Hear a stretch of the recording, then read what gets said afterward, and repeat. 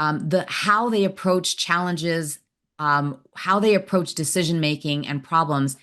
Now we're putting that diversity into action. Yes. That is the real gift of diversity. It's about how we're operating together. That is the strength that the organization will reap the most benefits from. It's what makes people feel seen. Makes people feel like they belong. It's leaders who know how to do that. They understand the acts of inclusion that are going to create that sense of psychological safety and belonging. Yep. Mm-hmm. It is understanding the wiring that people bring. Driven by purpose, fueled by passion, my words got power, my thoughts have action, motivation, stay gracious, that's greatness, be audacious, be audacious. Greetings and salutations. Welcome to the Audacious Living Podcast, where our mission is to help you live your best audacious life ever. I'm totally thrilled that you're here today, taking a few moments out of your day to invest in yourself. And, we have an exciting episode lined up and that really explores the transformative power of curiosity and leadership, the importance of inclusion and the pursuit of continuous improvement, as well as the vital role of psychologically safety in building thriving organizational cultures. Now, think of leadership as a beautifully crafted tapestry. Each thread represents a different dimension of leadership. Curiosity is a vibrant color connecting every thread, fostering connection and encouraging collaboration. Inclusion adds texture and depth, allowing diverse perspectives to shine and fueling innovation. Continuous improvement represents the steady hands weaving the threads tighter, ensuring the tapestry evolves over time. And the psychological safety acts as a frame that holds it all together, giving every thread a safe space to be seen and valued. Our guest today is Natasha Kehimkar.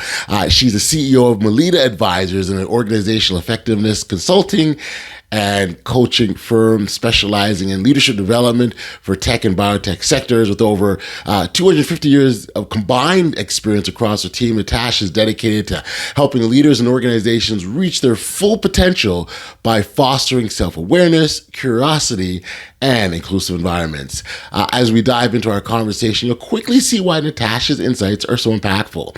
She brings a wealth of experience and perspective, and I'm excited for you to hear her thoughts on how curiosity and inclusion can drive leadership success. And I'm a big fan of curiosity, which is why I'm so excited for you to hear what Natasha has to share. So let's jump in. Enjoy.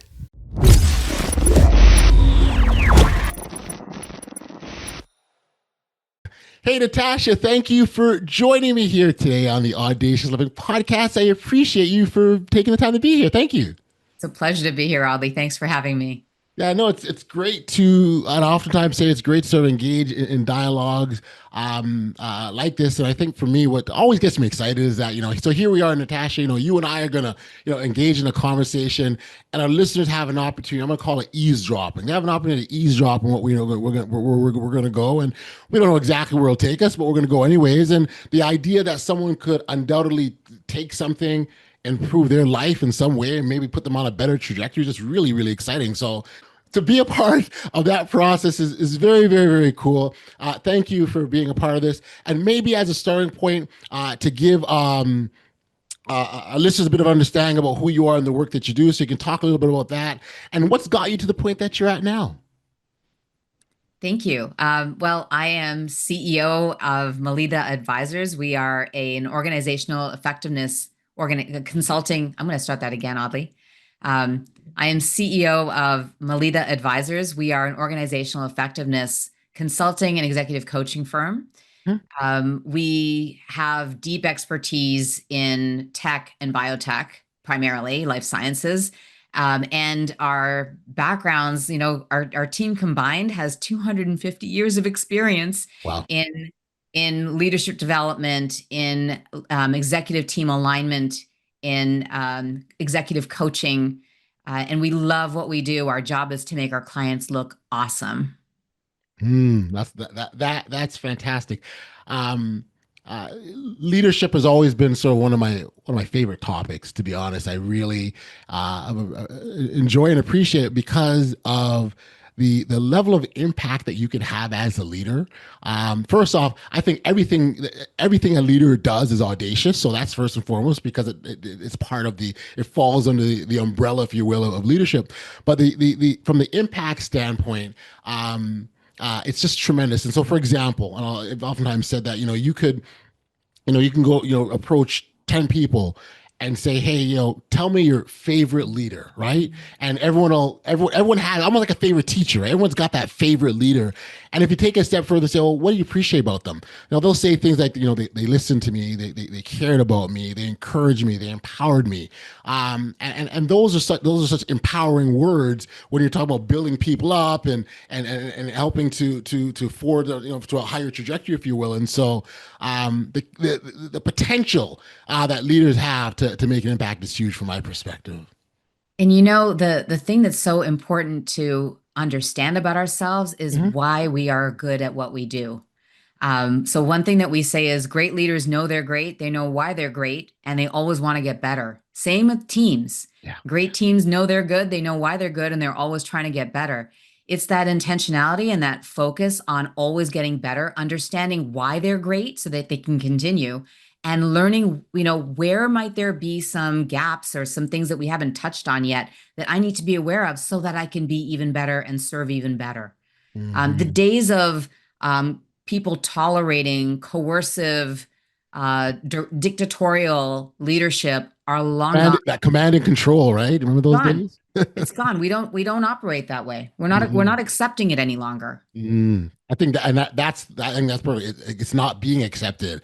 I still think there's remnants of that floating around, but as time goes on, Yeah. it's becoming less and less the majority, if you will, right? Like there was once upon a time that, oh my gosh, you were afraid of your leader or your boss or your manager. You couldn't approach them, you couldn't talk to them, and now it's like, yeah, no, we can have a conversation, like what's up, kind of deal, and it's changed, and which is nice to see. Yeah, I think the thing that happened with COVID was fascinating, right? We asked leaders to be therapists. Yeah. We did. We put a lot of burden on leaders. A lot of decisions were pushed to leaders. And when returning to the office, same thing. We're going to leave it up to the managers. That makes it really hard. But we asked leaders to step into these roles, and we talked a lot about compassion and empathy and resilience. And I fear that we have not equipped our people leaders with that muscle or help them strengthen that muscle enough. And now people find themselves walking what feels like a very fine line. And with different generations, and I am loath to put labels on different generations. Right. Yeah. However, one element we do know is that people are more comfortable now talking about things in their personal lives than they were before. It's because it's become more acceptable to do that, right? Yes. And so when that happens, how does a leader deal with that? How do I balance empathy with authority? And what does that look like? Right. And again, back to being intentional. When we know why we're good, we know what makes us a great leader. Yeah. And we keep getting better. We want to invest in ourselves, because when we invest in ourselves, the impact we have on the world is that much bigger. That ripple effect that you talked about. Yeah. No, I love it. Yeah. I'd love to get a sense so what inspired you to dedicate your life's work to transforming leaders and organizations? That is such a great question. What inspired me to do this work? I love solving really complex problems, oddly. Like I like gnarly, complicated issues, and people are complicated. I don't like the big labels, so I don't feel like you can paint all leaders with the same paintbrush. Yep. And I love the nuance. I love the intricacy of understanding what makes someone tick, understanding what they may be struggling with and why, what's behind it.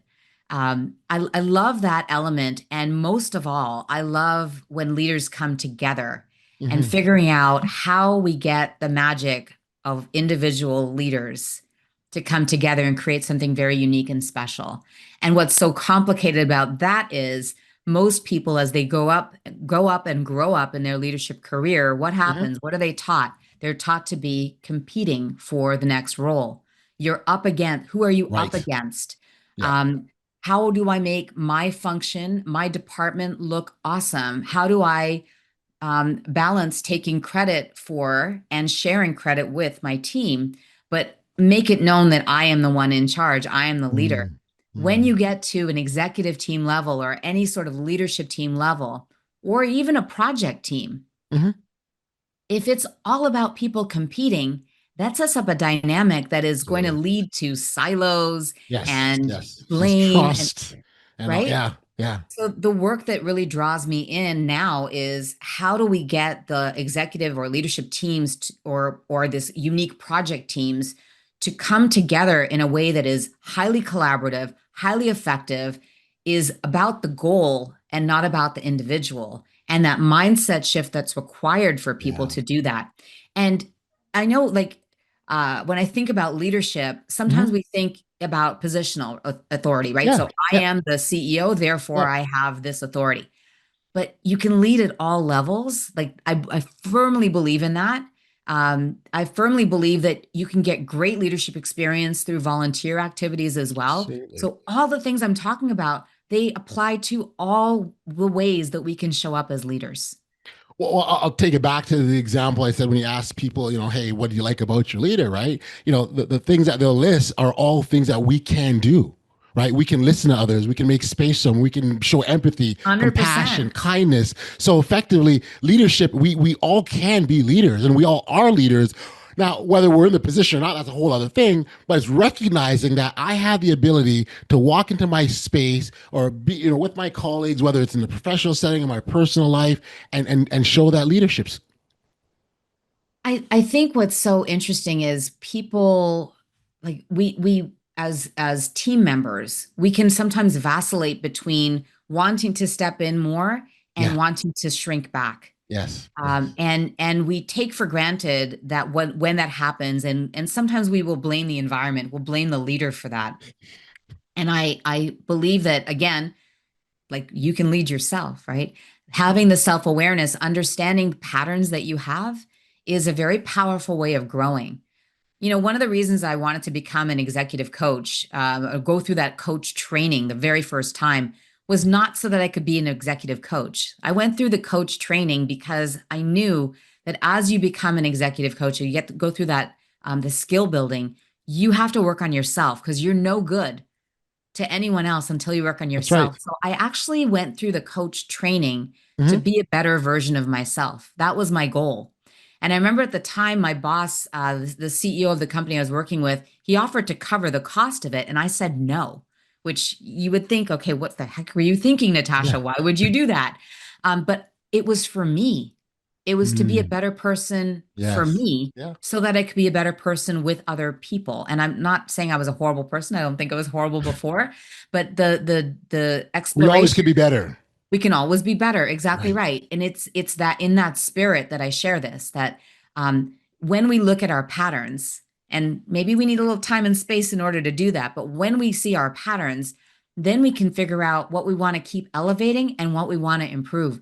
And that constant element of growth, that's what makes us human. Yeah. Yeah. Well, I truly believe so. We all have blind spots about our personality, ourselves that we, don't say. I heard someone say the analogy. So I heard someone, an analogy the other day. Someone was talking about the process of getting better. And in order to get better, you have to see yourself.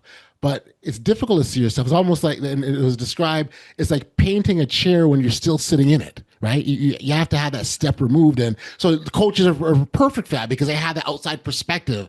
But I think first and foremost is recognition that we do have blind spots. And so, you wanting to get better, absolutely, because we always can get better.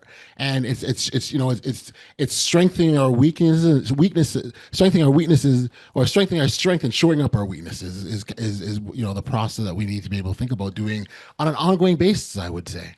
And it's so challenging, especially as you're going up in organizations. Yep. Feedback becomes harder and harder to come by. Authentic, actionable feedback becomes harder and harder to come by Yeah. because, getting feedback from your team members, there is an innate authority dynamic that comes into play, and That's right. You better um, say something nice, right? yeah, and then people, your peers may need something from you, so they don't Sure. want to Sure. upset you. Yep. Assessments are a great shortcut. Great shortcut.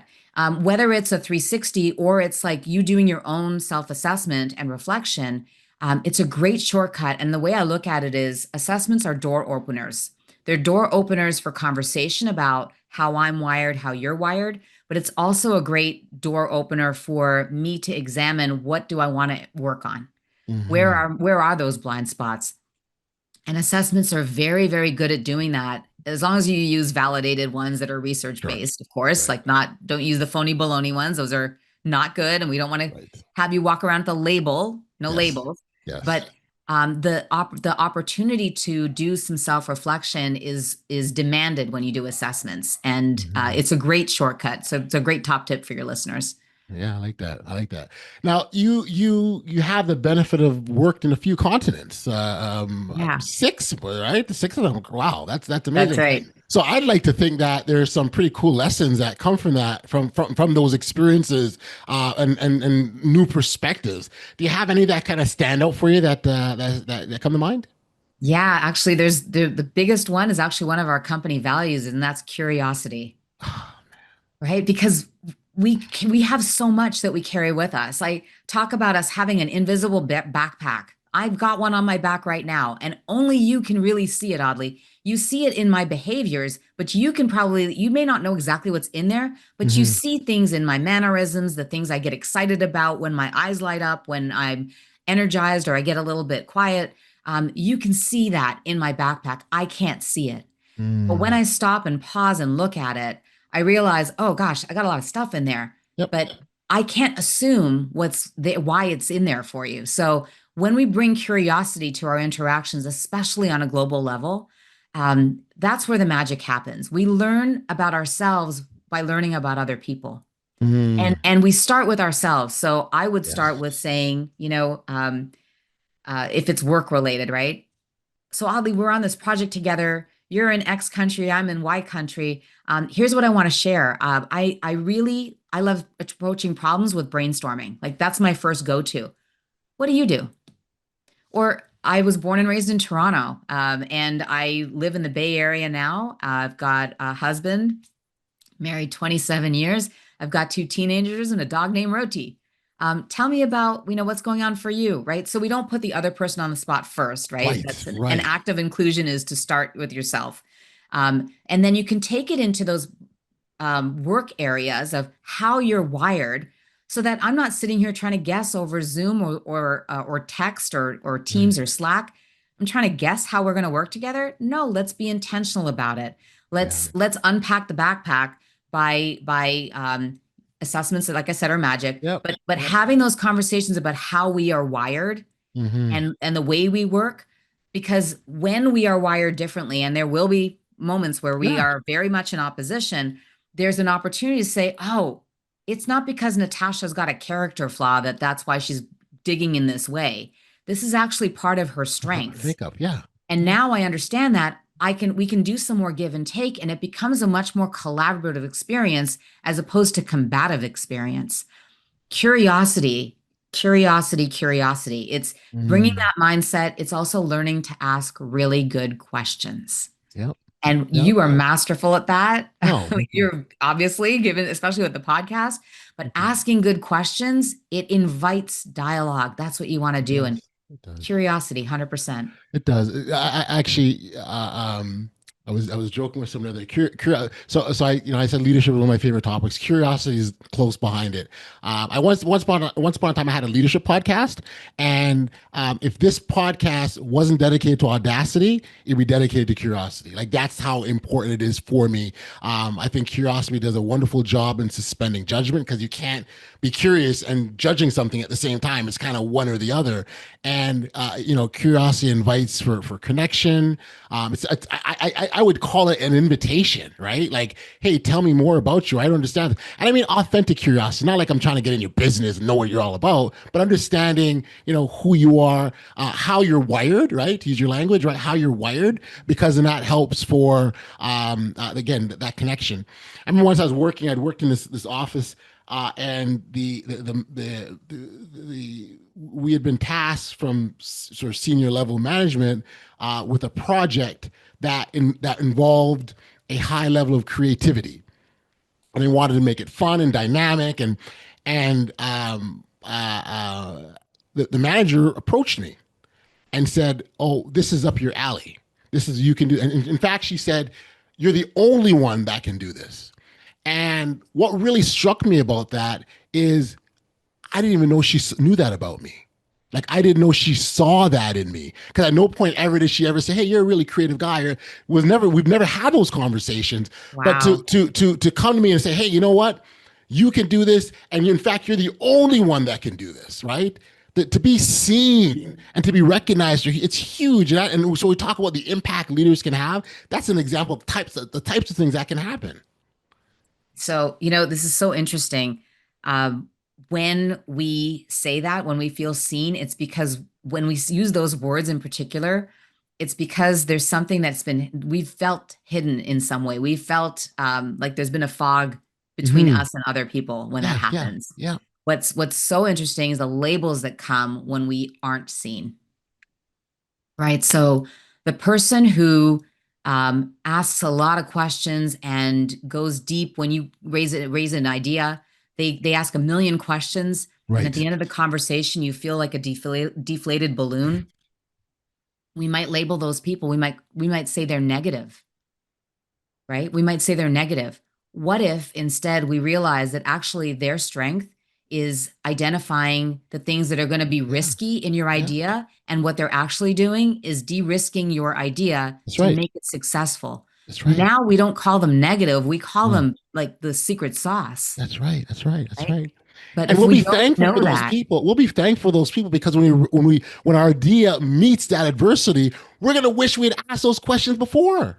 and it'll probably be better because of that, right? But Yeah. when we go in and we have that perspective of people, this is what we see with teams, oddly. This is what we see with leaders who get slapped with the label of being negative, or the team dynamic shifts when they start asking questions.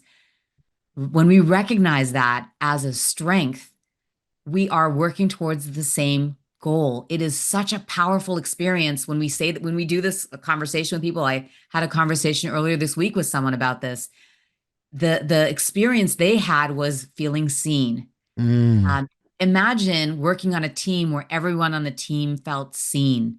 We talk a lot about psychological safety. We talk about inclusion. We talk about leaders getting the best out of their talent. Yes.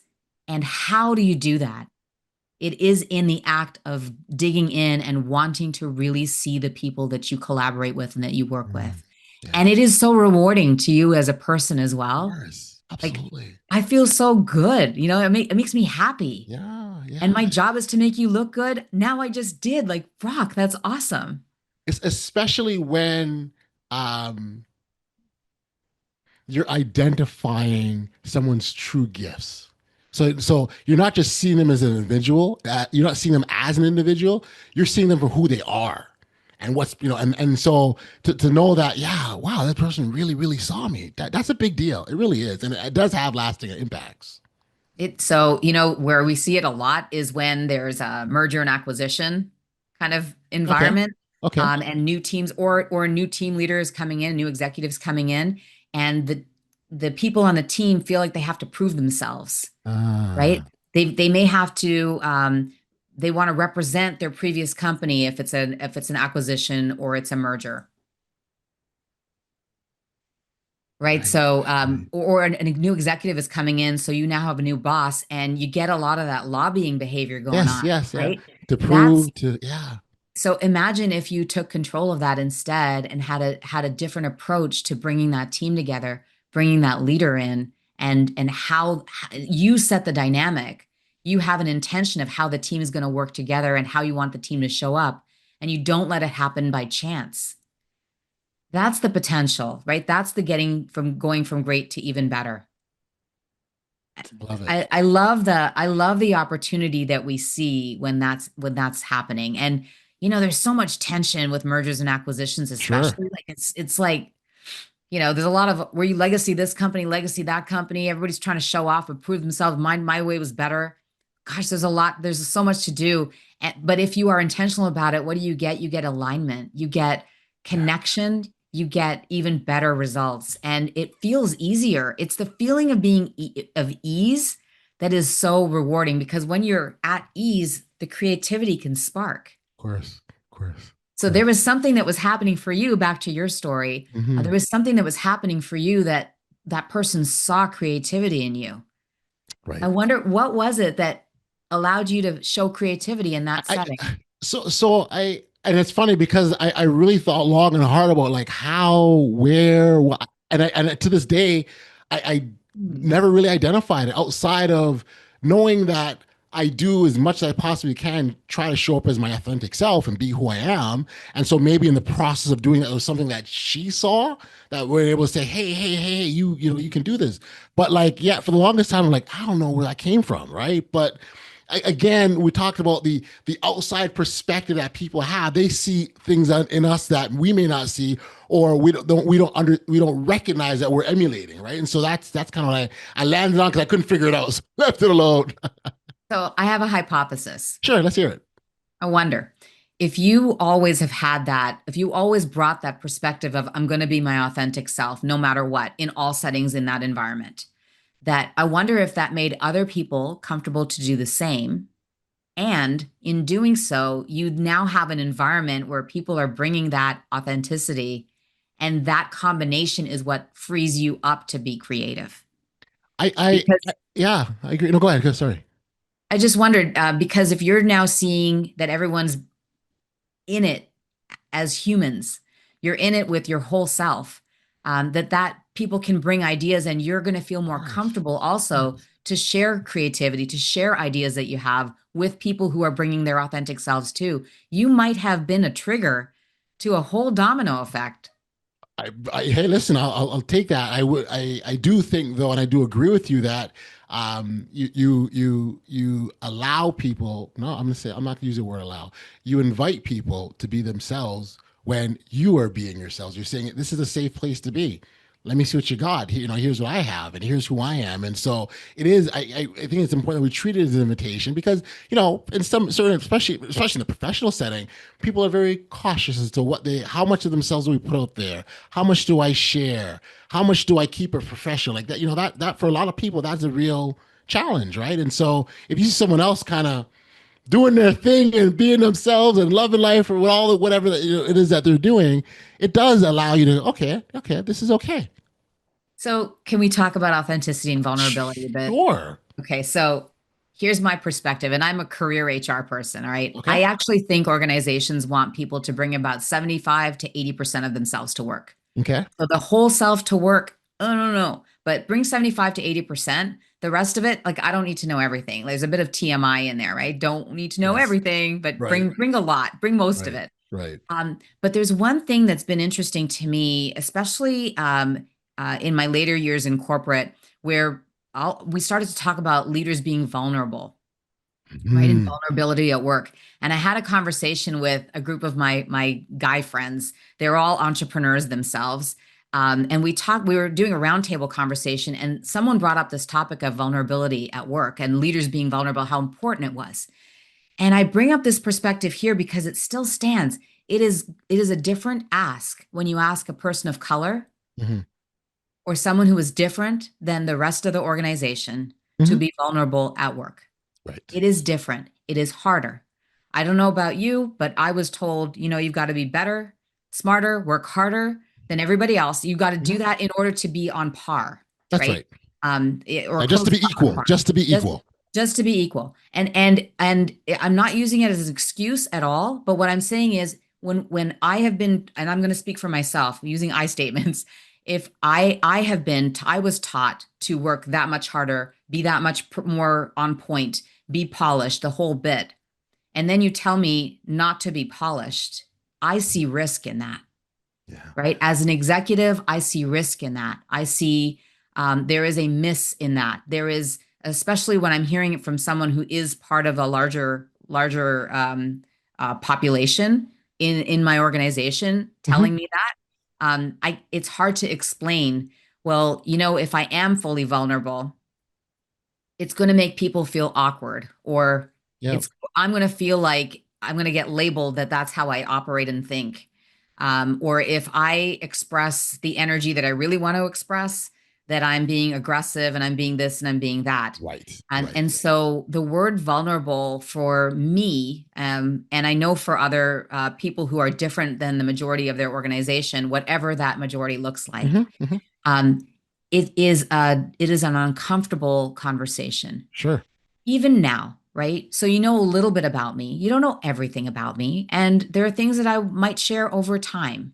But when we talk about leaders being vulnerable, I think we are remiss when we don't talk about how much can I really reveal? What is it really going to look like? What is it about being vulnerable?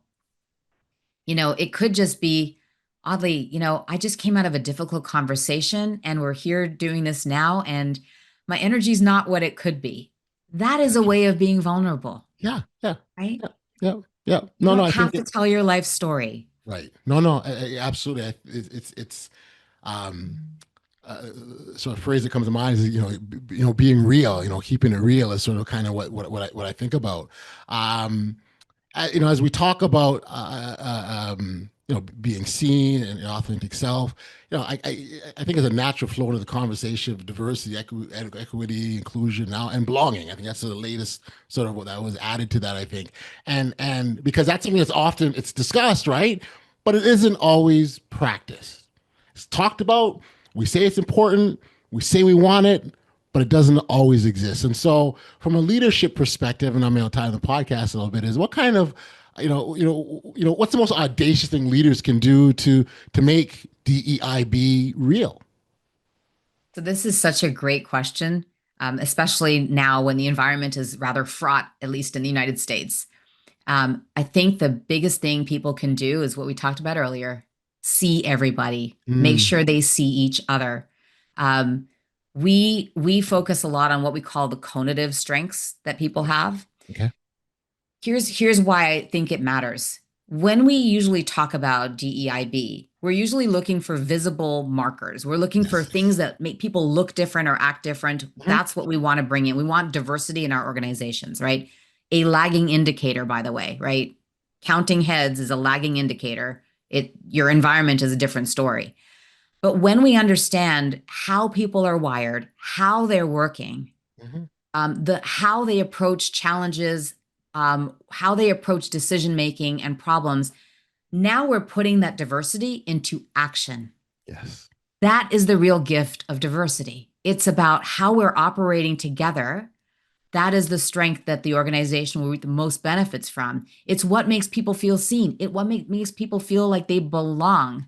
It's Mm. leaders who know how to do that. They understand the acts of inclusion that are going to create that sense of psychological safety and Yep. belonging. Mhm. It is understanding the wiring that people bring. I feel like often people will say, "Oh, well, we want diversity of thought," and we don't know how to describe diversity of thought. Have you ever heard anyone describe diversity of thought? No. Not effectively, right? No.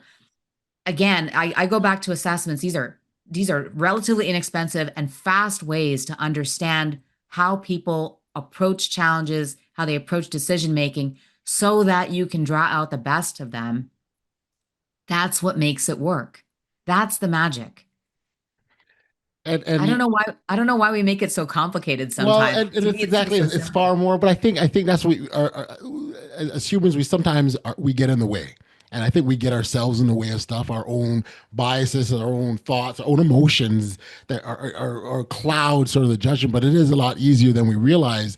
If we go back to the original conversation that we had around curiosity, right, and now we talk about diversity of thought. And you're now okay. So just envision a boardroom where everyone's throwing out their ideas and people are asking genuine, authentic, real exploratory questions to understand, this position that's been made or this point that's been developed. Right? Just think of the magic. Like you talk about magic, right? Like look at that magic and what you can potentially create, develop, and enrich the entire organization. Yeah. And then when you make sure that those executives around that boardroom table understand how to ask questions, how to engage in conflict in a healthy and productive way, they're not going to let things go underground or be hallway conversations and have the meeting after Mm, the meeting. They're not going to ask gotcha questions where I'm making you feel like you're on the spot. that it's not a, I already kind of know the answer and the right answer is my answer, not a genuine question, right? These are not productive ways of engaging that diversity of thought and bringing that forward for the benefit of the organization. I love it. Uh, Give me, if you can. No, I don't doubt that you'll be able to. I think you can. Not if you can. I think you can. If you were to identify maybe like three actionable tips that leaders can do or take to sort of build maybe a thriving organization that's inclusive, that allows spaces for curiosity, allows for authenticity, and even that encourages vulnerability. What can they do?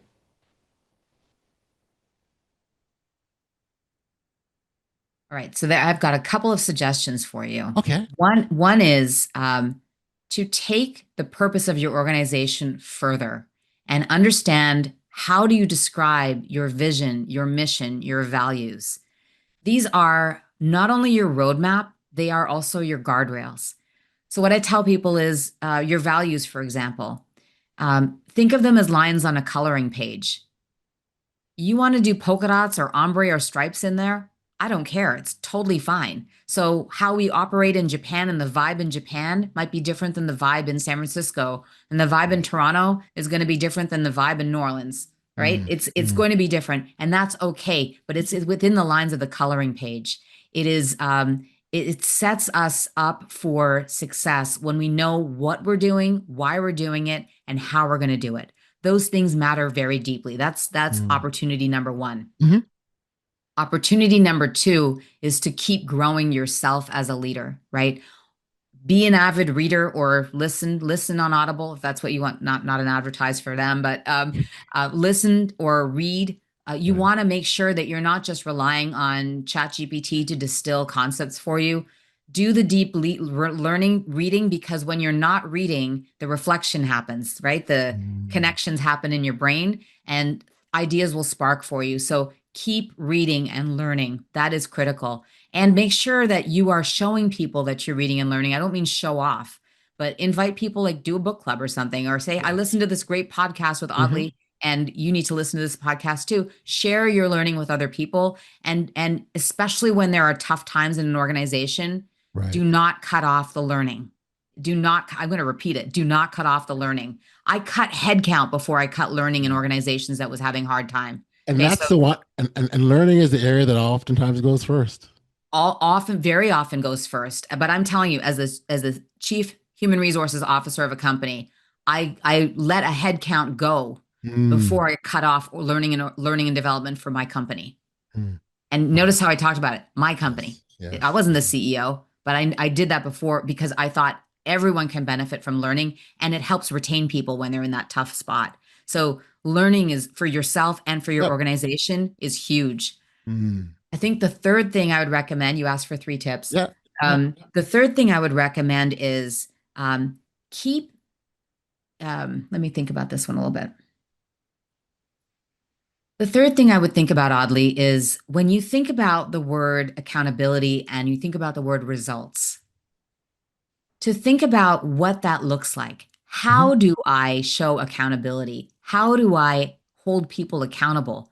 When we use that word, we use it almost as shorthand. Right.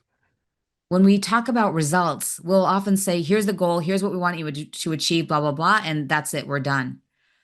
The opportunity you have when you think about accountability more holistically is you can think about, what does that mean? Does that mean if you don't do what you're going to do, you're out? Does it mean that I'm going to help you? Like, we need to be more specific. Right. So the headline there is setting expectations as a leader and engaging in a dialogue to set those expectations. So you are not telling, because we don't live in that world anymore. Yes. We can set the tone for sure, but we invite the person into the conversation about what expectations will be. We are setting up a dynamic that makes it, first of all, more fluid, right? So if expectations need to change, we can have that conversation, because we don't do one and done conversations about expectations. I don't tell you in January and then we wait till next January. No. Right. It's not The other going. thing is it Mhm. allows for you to ask for help, Yep. right? We have opportunities to do that. And most importantly, we have the opportunity to talk about feedback relative to something, right? We give context for our feedback, and it's always in the spirit of what? Getting better. Yes. Always in the spirit of getting better. Yes. So the intention when a leader focuses on expectations, setting expectations that are solid with great definitions of accountability and results, that they have internalized and that are tied to their values as humans, and they share that with their team members, and you set those expectations, you are setting up a virtuous cycle. That's continuous. It's ongoing, and that very much feeds into the even the idea of just getting better because it doesn't stop. The learning doesn't end. Skill development always exists. You always can build those muscles, and so to create those cycles, I think, is a very very good thing. And it's in the context of your vision, mission, and values. So it's Yes. always Yep. tied to that. And Yep. you're learning as you go through that cycle. So you think of a combination. I think that is what I would recommend to leaders as they approach their Okay. organizations. Okay. No, I like that. I like that. I mean, Natasha, I very much have enjoyed this conversation. We've had fun, but let's, if you don't mind, let's throw some rapid fire questions. You tell me what comes to mind first thing. How's that? Okay. All Yeah. right, here Okay. we go. We can do this. Okay. Yeah. One word that describes your leadership style. Elevating. Oh, I like that word. Okay. How about a book that's influenced you the most? Ooh, lately, the mindful body. Hmm. Yeah, it's about the mind body connection, about how Okay. your mind, what you believe, and your thoughts can impact your physical. If I can recommend one other book, Hmm. The Coaching Habit. Okay. Love that book. Read it like 4 times, and I recommend it frequently. Okay. Okay. Okay. What's the biggest misconception people have about leadership? Oh, that it equals power. Oh, like Easy, that. easy power. Hmm. We just talked about DEIB. What is it in one word? You describe it. Action. Hmm. Favorite city you've worked in? You've been 6 continents. What's the favorite city you've been in? Bangkok. Okay.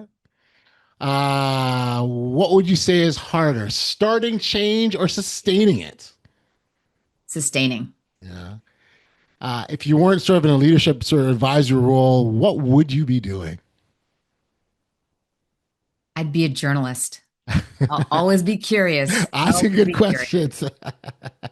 And my last question is that what would be the best piece of career advice you've ever received?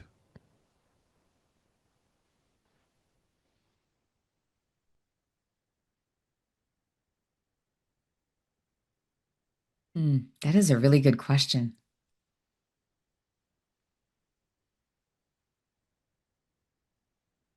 I'm pausing here, Okay. Abid. Sorry. Yeah. You'll No, you'll no. edit you'll edit this out, I'm sure. Pause is good. No, we'll keep the pause in because it shows thoughtfulness. It's oh.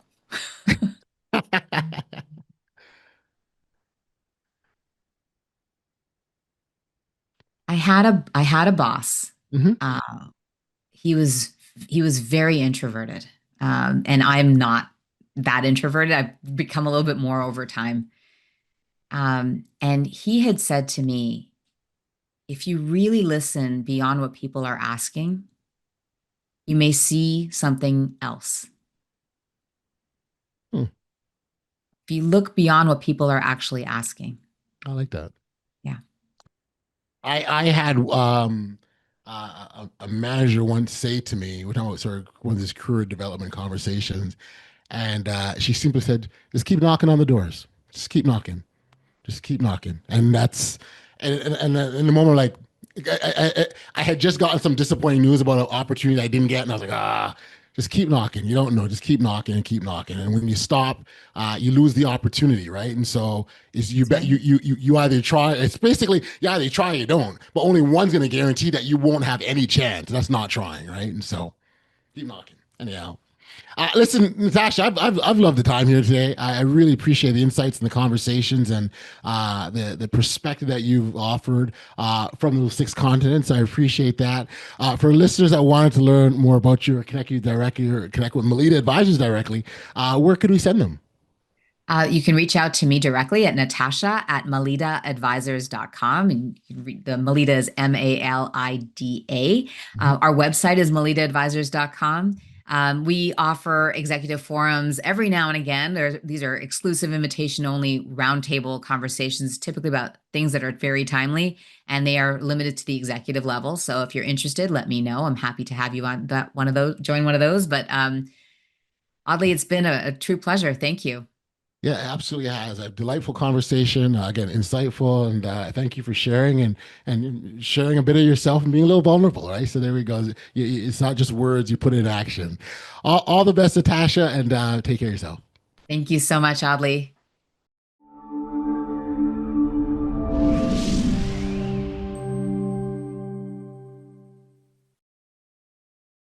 That really was an enlightening conversation with Natasha. When I think about the key takeaways, one that stood out for me was her emphasis on curiosity as a leadership tool. She showed that how leaders can use curiosity not just to ask questions, but to foster deeper connections, collaboration, and innovation across teams. When leaders cultivate a culture of curiosity, it opens up the door for creativity and allows diverse voices to contribute meaningfully. I also loved her perspective on continuous improvement and psychological safety. Leadership isn't just about achieving results. It's about creating an environment where everyone feels seen, valued, and encouraged to grow. Natasha's insights remind us that leadership is a journey, not a destination, and that the best leaders are those who empower others along the way. I certainly encourage you to connect with Natasha directly to learn more about her work. Of course, her email is natasha@melidaadvisors.com, or you can visit her website at melidaadvisors.com. Of course, the contact details are always in the show notes below. As we wrap up today's episode, let's revisit that tapestry analogy. Leadership is intricate and beautifully woven together by curiosity, inclusion, continuous improvement, and psychological safety. Each of us have the opportunity to add our own thread, shaping an organizational culture that not only thrives, but inspires. Thank you for tuning into the Audacious Living Podcast. If you enjoyed today's episode, please like, follow, subscribe, or share to help keep this community growing if you haven't already done so. Together, let's keep weaving our audacious lives. Until next time, stay safe, be kind, show love to one another, and be audacious. Oh, and curious too. Let's not forget that one. Take care. Bye-bye. Driven by purpose, fueled by passion. My words got power, my thoughts have action. Motivation, stay gracious. That's greatness. Be audacious.